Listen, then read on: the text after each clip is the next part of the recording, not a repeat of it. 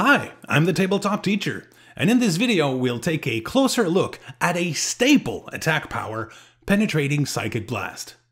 We'll start with the basics, then explore a couple of interesting combinations, and finish with a useful strategy for playing against characters that have this very powerful and common attack. Penetrating Psychic Blast is identified by a deep blue background on the attack slot of the dial. You can give this character a ranged combat action, and damage from that attack will be penetrating. That is damage that cannot be reduced. It cuts right through defense powers like Toughness, Invulnerability, and Impervious. Since Penetrating Psychic Blast, or Pen-Psy as many call it, is a ranged combat action, it can be combined with Running Shot.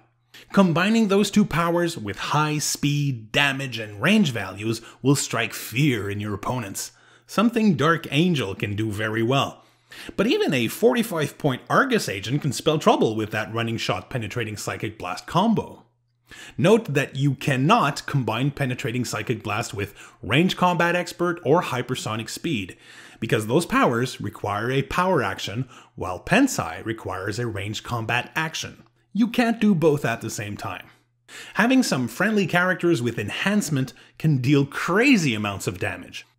If Steve Trevor ended the movement part of his running shot adjacent to these three Central City police officers, his Penetrating Psychic Blast could deal 5 clicks of damage. So what can you do against Penetrating Psychic Blast? Well, penetrating damage can't be reduced, but whatever standard or special power would allow your character not to be targeted, like Shape Change, or evade the attack like Super Senses, will work as usual. But if you miss those rolls, you're still in for some serious pain. Stealth is fantastic unless the opposing character can ignore hindering terrain for targeting purposes.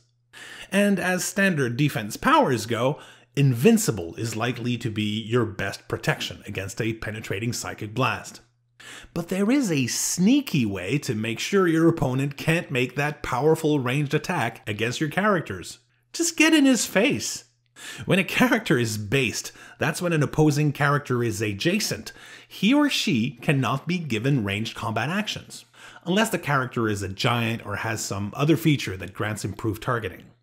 So getting a character like Ragdoll in your opponent's hair is an interesting strategy. Ragdoll's plasticity makes it super hard to break away from, while the shape change and combat reflexes will make him a very challenging target to hit in close combat. So while your opponent is stuck with this guy, he can attack the rest of your team with his Penetrating Psychic Blast. This is what's called a tie-up piece.